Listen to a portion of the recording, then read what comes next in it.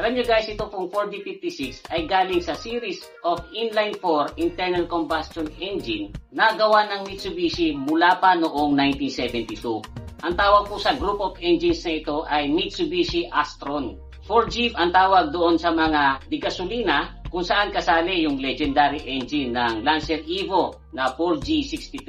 So 4G po ang tawag dyan kasi yung G stands for gasoline. Ang 4D5 engine naman po kung saan kasali itong 4D56 ay obviously mga diesel engine kasi ang ibig sabihin po ng D doon sa 4D56 ay diesel. Pero although 1972 nag-start itong mga Mitsubishi Astron engine, ang 4D56 po ay unang na-introduce noong 1980 kasi mas nauna pong ginawa yung mga gasoline engine. Ito po mga gasoline engine na 4G series ay puro chain driven. Pero ang 4D5 engines naman ay ginawang belt driven para mas tahimik at saka mas affordable kaysa doon sa mahigpit niyang kalaban na gawa ng Isuzu na 4JA1.